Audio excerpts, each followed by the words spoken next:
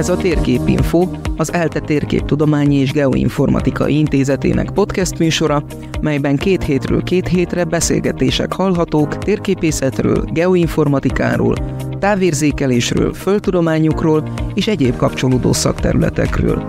Vendégeink területük elismert kutatói, tudósai, vagy éppen hallgatók, akik valamilyen kutatási projekt révén betekintést nyernek egy-egy szakterület mélységeibe.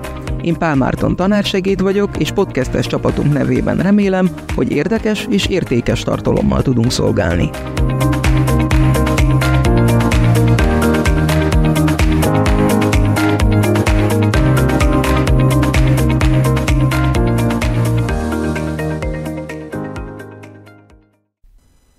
Tisztelettel köszöntöm a hallgatókat. Mai vendégem Kránic József, és én úgy gondolom, hogy távérzékelésről fogunk beszélgetni zömmel. Valószínűleg a hallgatók nagy része nem ismeri Józsit, ezért 0. kérdésként azt szeretném kérni, hogy mutatkozz be, légy szíves. Ki vagy, mivel foglalkozol? Hasonlóképpen én is tisztelettel köszöntöm a kedves hallgatókat, és hogy ugye elhangzott, Kránic József vagyok.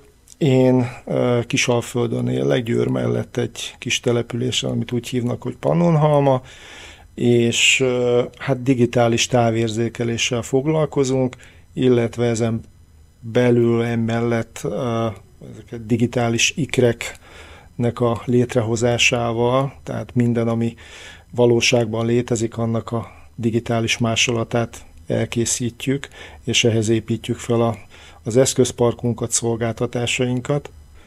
Magyarul az ipari szektorból, hogy ipari szektort képviselet, ha szabad így fogalmazni. Igazából igen, dominánsan az ügyfeleinknek a többsége az ipari szektorból érkezik. Mi az a háttér, ami téged ide vezetett? Te konkrétan távérzékeléssel, zárójel térinformatikával kezdtél el foglalkozni, vagy egy kicsit kalandosabb volt ez az út? Sokkal kalandosabb volt, azt kell, hogy mondjam. Kíváncsiság hozott errefele.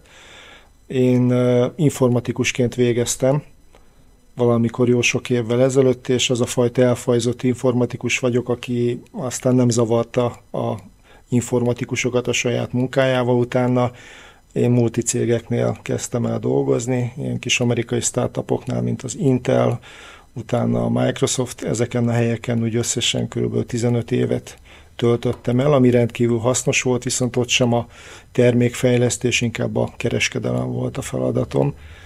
És mikor picit úgy túltöltöttem a multiléttel, akkor a kíváncsiság elvonzott egy olyan területre, ami aztán ide vezetett, hogy a digitális világgal foglalkozom, tehát a valóságnak a digitális platformra történő áthelyezésével.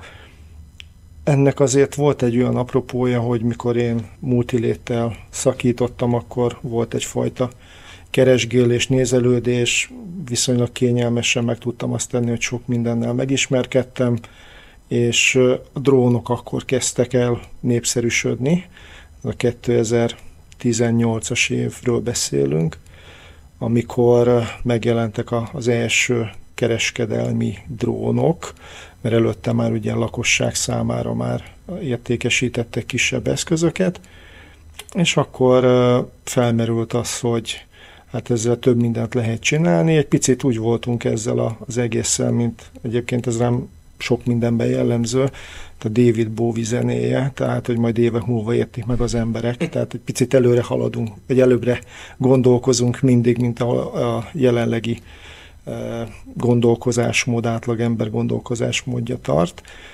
És tehát így 18-ban egyik barátommal elkezdtünk beruházni ilyen eszközökbe, szenzorokba, és akkor gondoltuk, hogy de jó, vannak ezek az eszközök, majd akkor innentől kezdve aztán szépen csak várni kell a megrendeléseket, mondtuk mindenkinek, hogy ilyen van, mindenki mondta, hogy milyen ügyesek vagytok, meg milyen jó ez, mert ez a jövő, de hát bevételi oldal az nem nagyon akart kopogtatni nálunk. Míg nem jutottunk oda, hogy az egyik hivatal kiírt egy közbeszerzési eljárást arra, hogy a parlagfű detektálásra esetlegesen egy eljárás vagy egy módszer kidolgozható-e, tehát így a jelenlegi módszer az meglehetősen nem technikával megtámogatott, és hogy ennek egy újszerűbb megoldását akár műholdakról, akár a földközeli drónfelvételekből meg lehet mondani, hogy hol van parlagfű, és az mekkora kiterjedésű. Tulajdonképpen ez volt az a pont, amikor úgy lehet azt mondani, hogy egyfajta áttörést elértünk, ugyanis elkezdtünk dolgozni nevesebb szakemberekkel, és itt nem lekicsinylő módon gondolom a nevesebbet, mert egyáltalán nem gondolom, hogy akár a Matén, sajnos már nincs köztünk a Báló Bori, hogy ott ismerkedtünk meg mi a Jung Andrással, velük kezdtünk el ezeken a folyamatokon gondolkozni. Hát ennek az eredménye az lett, hogy papíron egy eljárást kidolgoztunk, amihez nyilván végeztünk próba adatgyűjtést. Az egyik legnehezebb dolog volt az, hogy találjunk parlagfűvel fertőzött területet, aminek az oka az volt, hogy amikor így felhívtuk a hivatalokat, akkor sehol nem volt, de hát aztán sikerült végül is találni egy eldugott helyet, ahol néhány parlagfű volt, és akkor ott csináltunk próbarepüléseket, ahol ugye első körben ki kellett azt tapasztalni, hogy mi az a felbontás, aminél aztán lehet detektálni. Bár egy picit előre ruhantam, mert ennek volt előzetesen egy hosszasabb beszélgetésünk Andrással, arra vonatkozóan, hogy vajon milyen módszer, vagy milyen szenzor alkalmas ennek az eljárásnak, vagy hát konkrétabban a parlagfűnek a detektálására. Amikor is András ugye hiperspektrális témában egy nagyon meghatározó szakember, elmondta, hogy már korábbi években voltak ilyen jellegű kutatások, amik nem feltétlenül hozták azt az eredményt, amit szerettek volna, és az ő javaslatára morfológiai alapon kezdtünk el kutakodni, ami... Magyarul hogy néz ki? Pontosan. És ugye itt az a szerencsés helyzet volt, hogy a parlagfűnek az alakja, az tulajdonképpen egy másik, szintén pollen gazdag gyomnövénynek az alakjával hasonlatos, tehát az se baj, hogyha éppen azzal összetévesztjük, mert az legalább ugyanolyan üldöztetésnek van kitéve. Úgyhogy ezen az úton indultunk el, mert a spektrális módon történő azonosítás a korábbi kutatások alapján az még akkor adatmennyiséget eredményezett, és olyan mennyiségű számítást, kutatást igényelt, hogy nem láttuk annak, hogy abból a pályázati időn belül tudunk eredményt produkálni.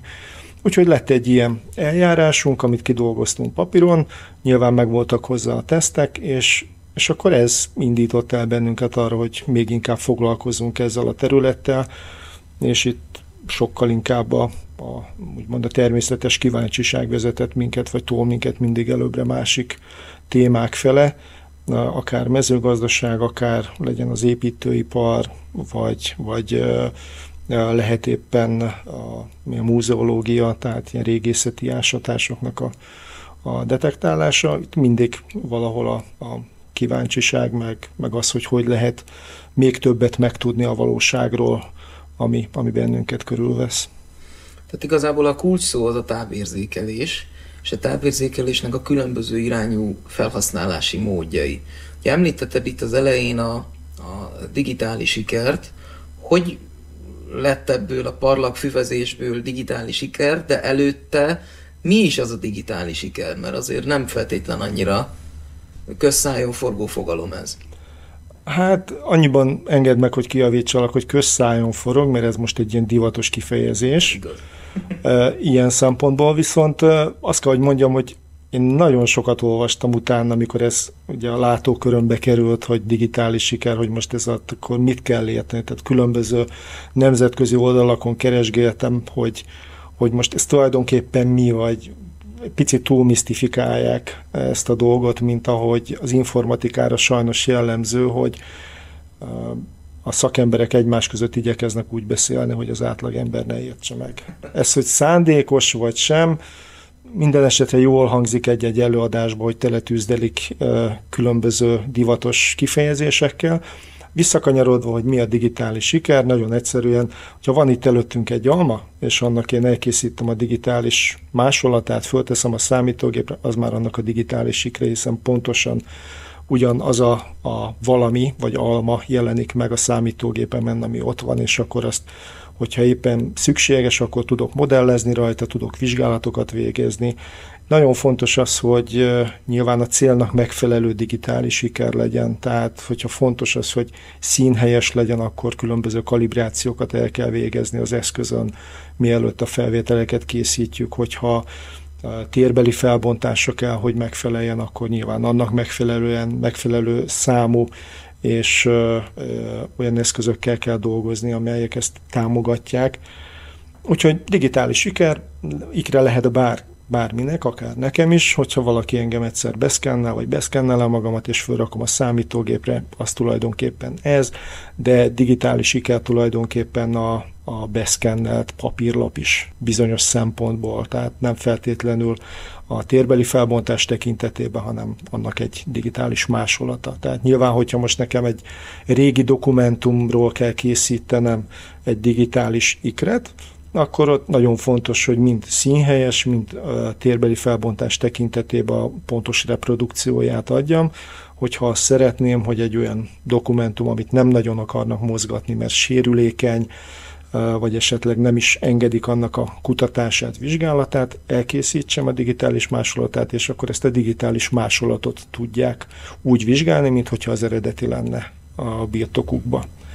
És nagyon érdekes egyébként, hogy gyakran veszem észre azt, hogy egy digitális siker néha több mindenre felhívja a figyelmét az embernek, vagy több mindent lehet észrevenni rajta, mint amikor a valóságban nézek mondjuk egy festményt, vagy akár egy objektumot, egy szobrot, akkor nyilván több idő van, ember kényelmesen leül egy fotelbe, a jó felbontású számítógépen monitor előtt ülve nézi, és akkor felfedez rajta esetleg olyan apróságokat, amit a valóságban nem észlel.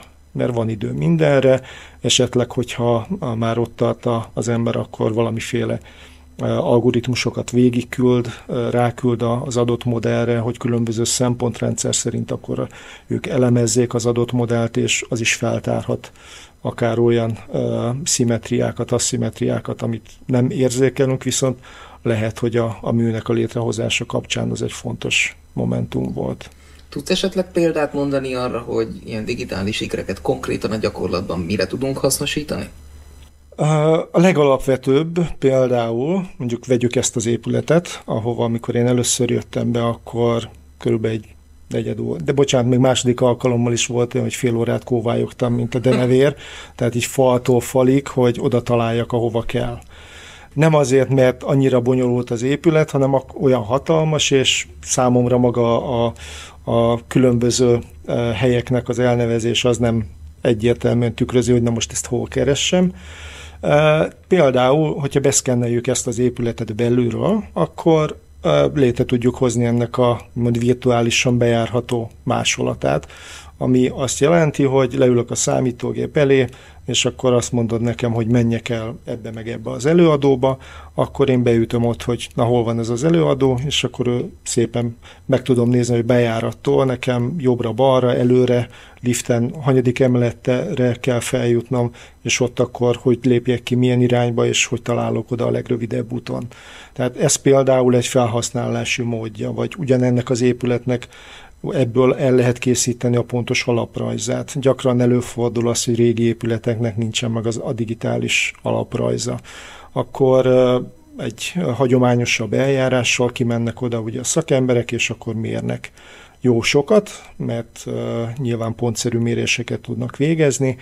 Hogyha egy ilyen szkennerrel ezt megcsináljuk, akkor tulajdonképpen számítógép előtt ülve az épület különböző szinteknek az alaprajzát nagyon rövid idő alatt tudjuk reprodukálni, vagy szükséges volna mondjuk az, hogy a tisztítóvállalatnak megkérjük, hogy az ablakokat tisztítsa meg. Oké, de mekkora a felület? Hát azt majd mossák le, és majd mondják meg. De akkor nem kell, mert hogyha megvan digitálisan, akkor egy pillanat alatt meg tudom mondani, hogy hány négyzetméternyi üvegfelület van, amit le kell tisztítani.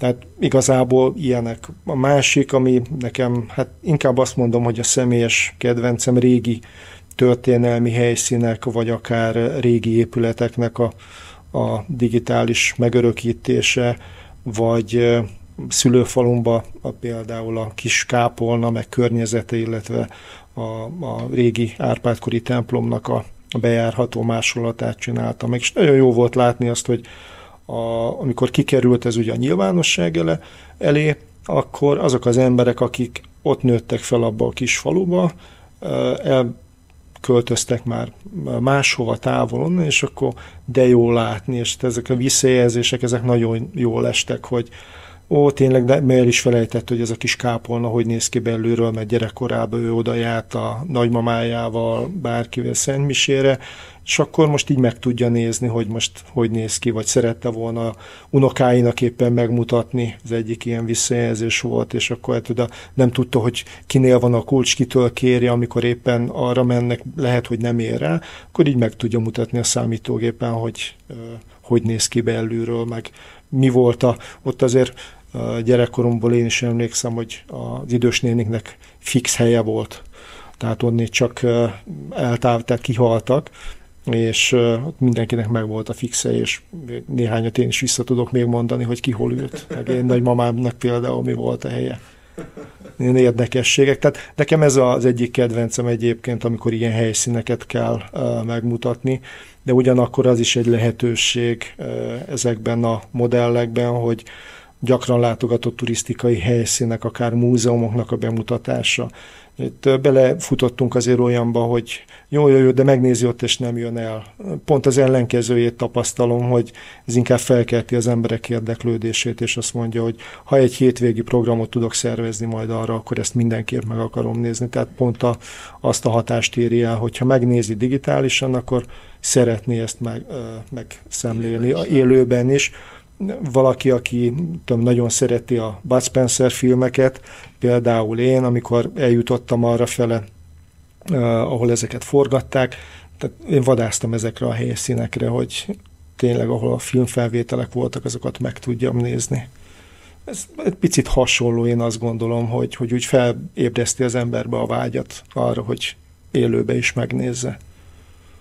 Milyen eszközkészlettel, vagy nem is tudom, arzenállal dolgozol, és ezeket az eszközöket, mármint, hogy így külön-külön milyen feladatokra tudod használni? Nagyon sokféle eszközünk van, leginkább a levegőből készítünk felvételeket. Ott tulajdonképpen van egy hordozó eszközünk, egy viszonylag nagyobb drón, amin lehet cserélni a szenzorokat, az érzékelőket. Ott van lidar, van nagy felbontású hagyományos kamera, van multispektrális, van hiperspektrális, bár az túl drága ahhoz, hogy rátegyük, legalábbis még nagyon félünk tőle, én személy szerint. Tehát azt inkább a Földön használjuk, a hiperspektrális rendszerünket.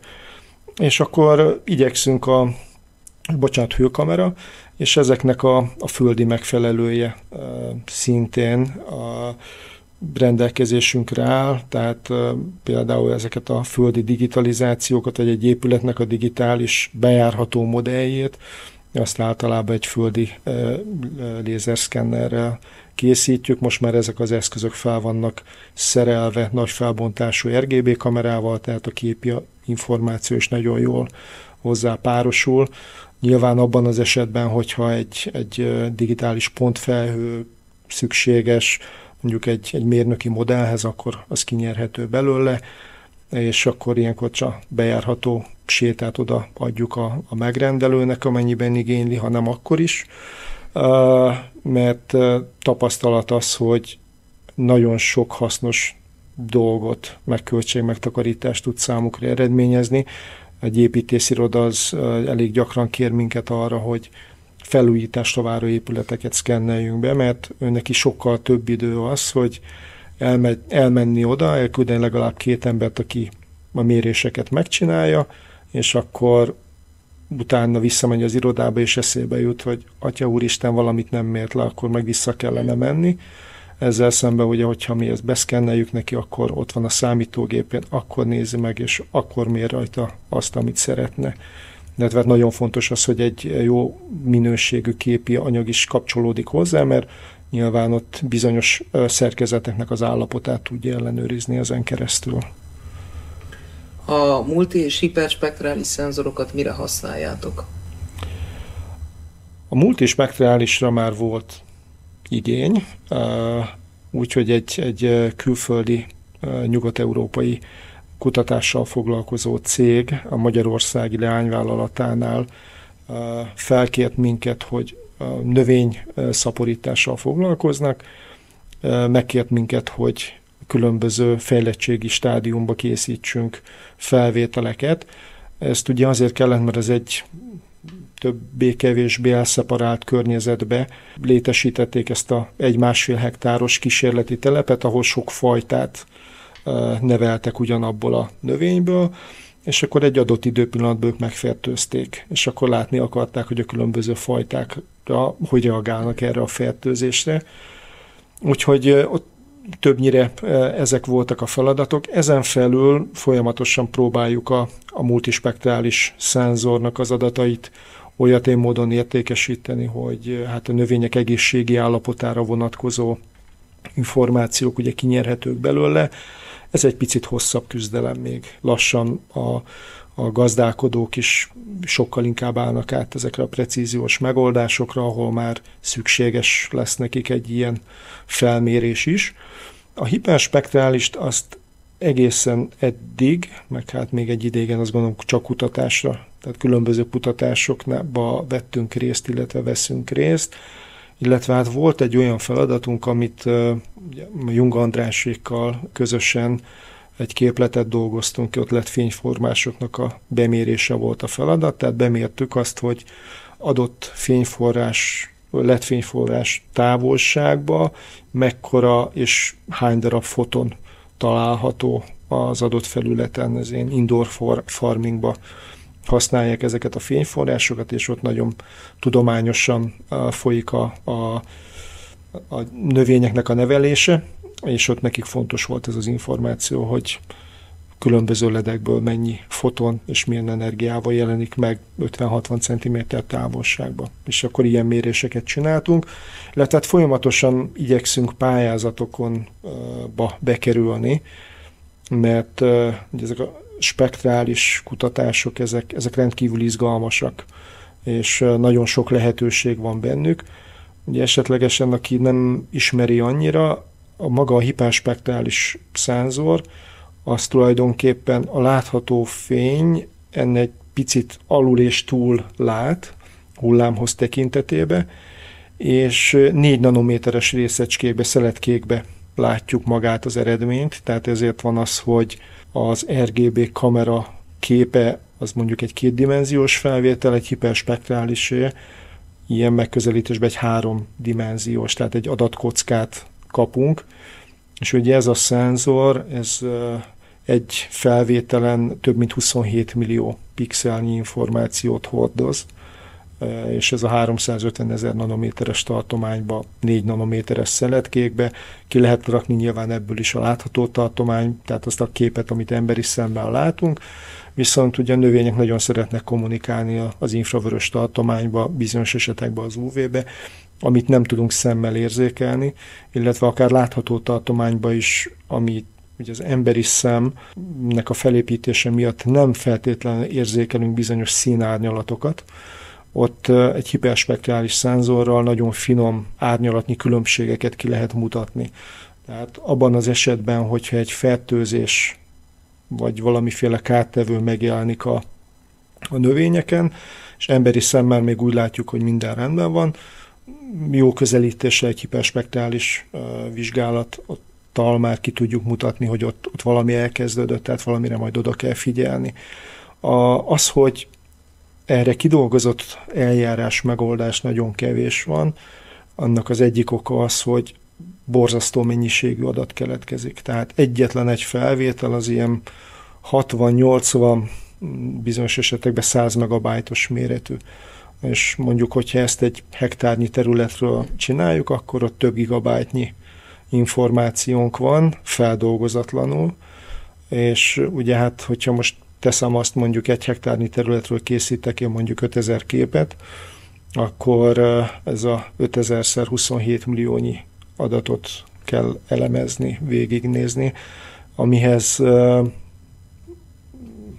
azt kell, hogy mondjam, hogy nagyon, még a felhőszámítási kapacitás is nagyon költséges. Tehát inkább itt a hiperspektrális szenzorral milyen spot méréseket végzünk, és akkor próbáljuk az összefüggéseket megtalálni, meglátni a felvételek alapján, meg különböző algoritmusok segítségével, és hogyha sikerül beazonosítani egy adott problémára vonatkozóan a spektrális aláírást, nevezzük így, akkor elképzelésünk szerint arra készíthető egy spektrométer, ami adott problémára érzékeny, tehát azt a görbét keresi a természetbe, és hogyha találja, akkor azt jelzi. Ami lényegesen költséghatékonyabb eljárás tud lenni. Nyilván itt a probléma súlyához mérten is nézni kell, tehát egy ilyen szenzor azért borzasztó drága, azon felül még, hogy a hatalmas adatmennyiségnek a feldolgozásával is meg kell birkózni. Viszont nagyon izgalmas. Tehát én ezt imádom egyébként ezzel foglalkozni, mert annyi lehetőség van benne, és annyi dolgot megmutat, amire tényleg előtte nem is gondolt az ember. Hogy látod egyébként, hogy ezeknek a modern technológiai megoldásoknak a gyakorlati alkalmazása az hogy áll akár nemzetközi, akár hazai szinten? Nemzetközi szinten talán egy picit jobb az elfogadottsága. Hazai viszonylatokban, de azért ez nemzetközi szinten is bizonyos esetekben igaz lehet, hogy sok esetben azért óckodnak ezeknek az alkalmazásától. Most itt a távérzékelés, tehát a különböző multi- és hiperspektrális szenzorok által szolgáltatott eredményekre gondolok.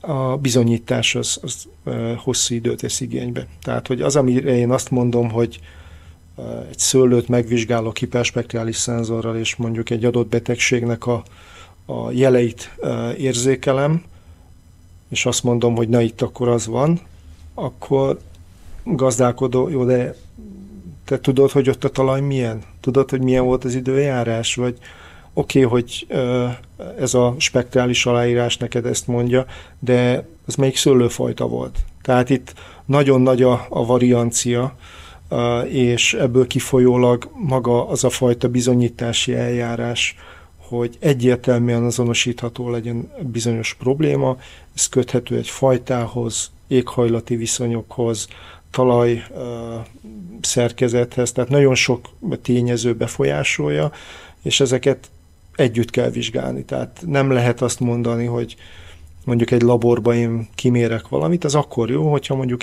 ugyanazt a labor körülményt tudom reprodukálni a való életbe. Az ritkán fordul elő, hogy mondjuk kinn a szőlőben, én akkor viszem magammal a fényforrásokat, hogy ugyanazokat a fényviszonyokat biztosítsam a szenzornak. Nem elképzelhetetlen egyébként, ez egy izgalmas terület, de laborban vagy egy gyártósoron ez nyilván megoldható, amikor mondjuk én azt akarom, hogy gyümölcsök frissességét ellenőrizni egy szalagon, beállítom fölé a megfelelő fényt, oda teszem a szenzort, és akkor nyilván ott mindig ugyanazok a körülmények. A természet az ennél sokkal izgalmasabb, és ott nagyon sok tényező van, amit figyelembe kell venni. Azt gondolom, hogy ez egy folyamat. Vannak olyan egyszerűbb szenzorok, mint a multispektrális, ott ugye az annyiba különbözik, hogy nagyobb, vastagabb szeletkékbe bizonyos hullámhoztartományokból vesz mintát, és ott is ugye a terepi visszaellenőrzés, visszacsatolás fontos, de aztán egy gyorsabb folyamat, aztán előbb adaptálódik, és már vannak erre mutató jelek egyébként, ahol, hogy ezt már kezdik úgymond a precíziós gazdálkodást ezen a szemüvegen keresztül is nézni, hogy ugye maga az eszköz attól, hogy centiméter pontosan megy végig valahol, attól még nem nevezném precíziósnak. Ez egy precíz eszköz. Precíziós akkor lesz, hogyha ő csak ott hajt végre műveletet, ahol szükséges. Tehát ott írt gyomot, ahol gyom van, ahol nincsen oda, akkor nem juttat ki vegyszert feleslegesen, illetve hogyha beteg a növény, vagy tápanyag hiány van, akkor csak oda juttatja ki a szükséges tápanyagot, vagy vegyszert, ahol arra szükség van, és az egészséges növény pedig nem sokkolja feleslegesen. Ez egy folyamat, én azt gondolom, hogy ez egy 8-10 év még mire, bár mondjuk amilyen dinamikával fejlődik a technológia, lehet, hogy gyorsabb lesz, de most én 8-10 évet mondanék, amire ez már sokkal természetesebb lesz, mint most. Beszéltünk azért itt nagyon érdekes dolgokról, a mezőgazdaságtól kiindulva, ipari felhasználáson át tényleg az ilyen örökségvédelmi digitális siker alkalmazásokig. Hogy jön ehhez az egészhez a mesterséges intelligencia? Hát igen, ugye rengeteg adat keletkezik, és mindig el szoktam mondani a partnereknek, mert hallottam már olyan előadást, amikor azt mondta valaki, hogy innentől kezdve aztán már semmivel nem kell foglalkozni, mert a mesterséges intelligencia. Mert én azt szoktam mondani, hogy minden mesterséges intelligencia annyira lesz intelligens, amennyire mögött álló emberek azok. És itt nem nélkülözhető az emberi erőforrás, és nem lehet arra számítani, hogy ő majd mindent is tudni fog.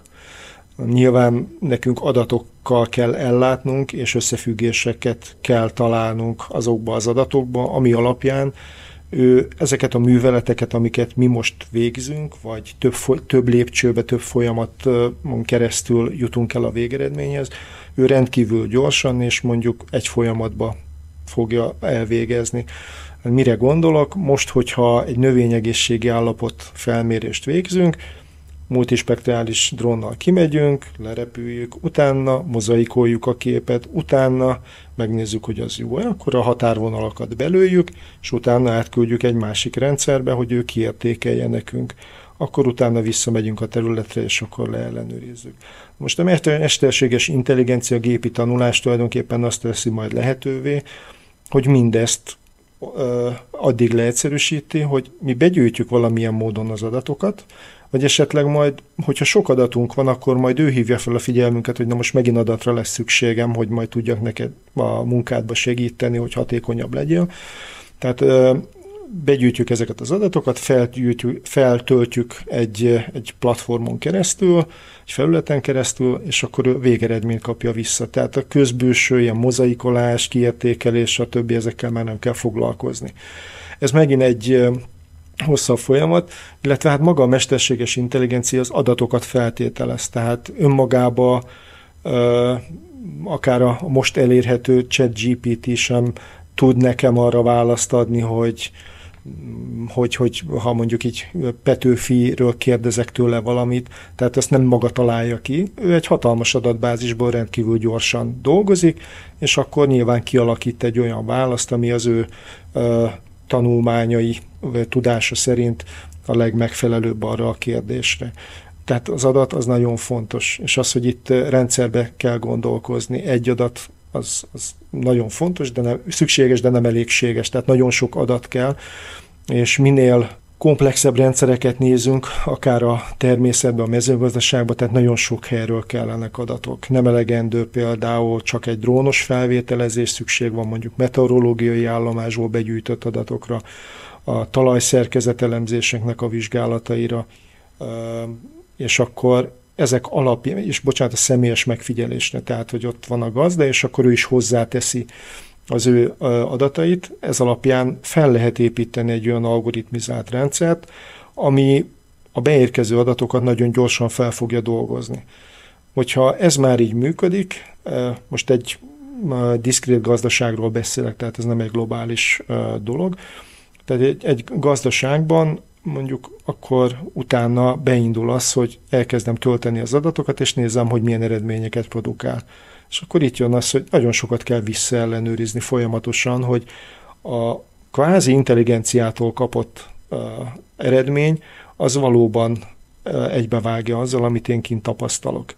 És azt gondolom, hogy különösen a mezőgazdaságban ez 3-4 szezonnyi adat legalább szükséges ahhoz, hogy onnantól kezdve ő már tényleg tudja segíteni majd a gazdálkodó munkáját. Ami miatt ez kritikus, hogy minél később kezd ehhez valaki hozzá, annál később jut el arra a végeredményre, mert különösen Magyarországon ugye a talajszerkezet az nem homogén, tehát nagyon változatos, amiből kifolyólag, hogyha mi most valamit a sziget közben megcsinálunk, egyáltalán nem biztos, sőt biztos, hogy az Alföldön nem fogja ugyanazt az eredményt produkálni.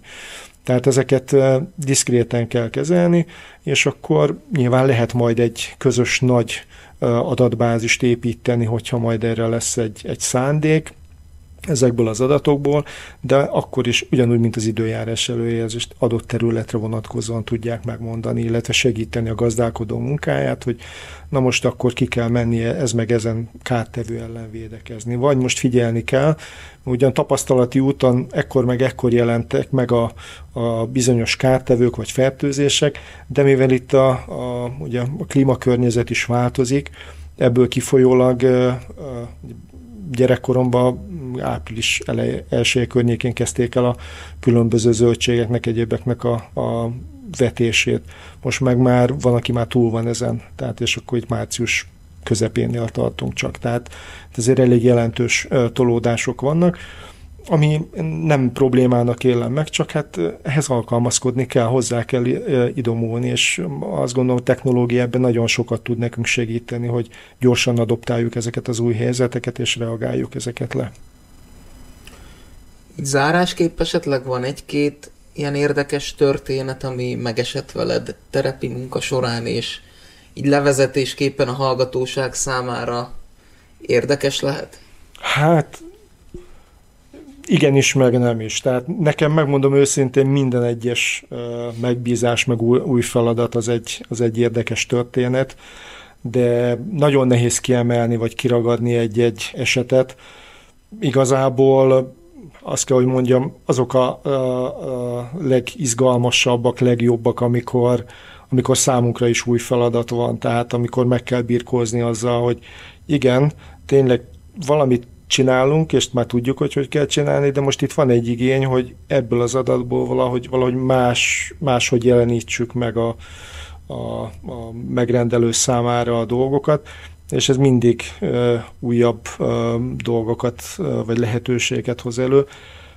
Olyan történeteim vannak igazából, ami inkább mondjuk a terepi munkán nem várt esemény bukkant fel, hogy azt gondolja az ember, hogy a madarak azok mondjuk csak a kisebb drónokra érzékenyek. Ugye van ilyen, nagyon sok videót lehet látni, mikor kisebb drónokra ragadozó madarak rabolnak, rárepülnek. Hát ezt meg tudom cáfolni, mert nagyon nagy madarak vannak kint a természetben, és hiába van nagy drónod, földről nézve van úgy, hogy a madár még nagyobbnak tűnik, és tényleg az is.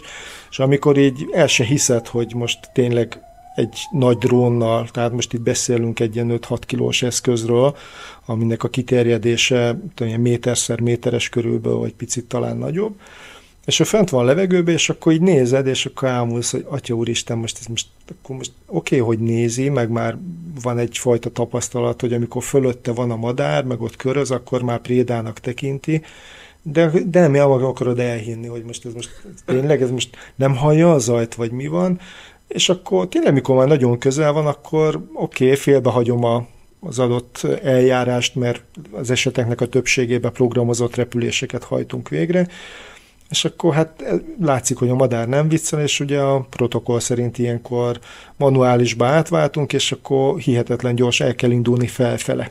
Akkor ugye egyrészt a propeller még nagyobb zaj csap, és akkor a mesekönyv szerint, vagy a tankönyvek szerint ugye a ragadozó madár is azt hiszi, hogy most visszatámadnak rá.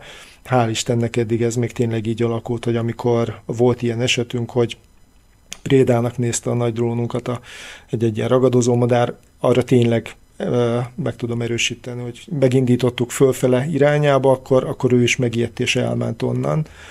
De talán ez volt az, ami ilyen, hát annyira ott nem volt vicces, így utólag. Nyilván az idő megszépíti ezeket az eseményeket, főleg úgy, hogy nem történt kár, vagy mondjuk egy másik történet, aztán a legelső alkalommal, amikor az ember megvettem én is egy drónt.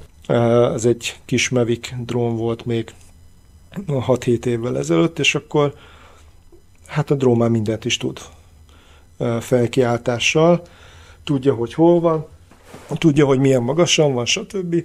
És akkor így laikusként, de jó, akkor a házat, meg a mellette lévő kis erdőt, akkor én megnézem vele, csak hát az erdő az körülbelül 10 méterrel föl, egy domboldalban lakom, és akkor 10 méterrel felettünk van. És akkor úgy mondhatni, hogy a vadiúj drón, mikor berepül a fák közé, akkor így fátyolos tekintettel nézi az ember, hogy úristen, ez most ennyi volt. Hát ugye, mivel, és akkor nagyon gyorsan tanul az ember a saját hibáiból, hogy igen, ő neki a relatív nullapont, ahonnan felszáll, és ahhoz viszonyít, és nem vette akkor még figyelembe a domborzatnak a változása, így nyilván most már van egy ilyen fajta intelligencia is az újabb eszközökbe, de akkor még minden távolságérzékelő szenzor figyelmen kívül hagyásával szépen berepült a fák közé, és hál' Istennek ott egy ilyen 2 propeller cserével megúszta a drón is a történetet, meg hát nekem is tanulságos volt ez az eset. Ezen felül igazából ugye a Földön most milyen meglepetés érhet, leginkább az, hogy érdeklődnek az emberek, oda jönnek, hogy most mit csinálunk, mi az, amivel foglalkozunk.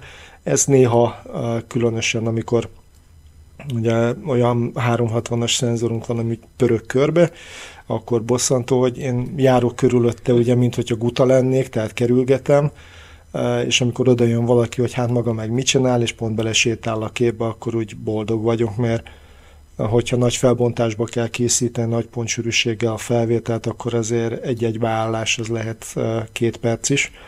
Nyilván, hogyha ennél kevésbé részletes felvétel kell, akkor fél perc alatt megvan. De amikor 2 percet ott megint áldogálnom kell, akkor azért nem őszinte a mosolyom, és a válaszom se, hogy csodának kellett idejönni. Főleg, hogyha az épület irányába állt, amit én éppen szerettem volna bedigitalizálni. Ő is benne lesz.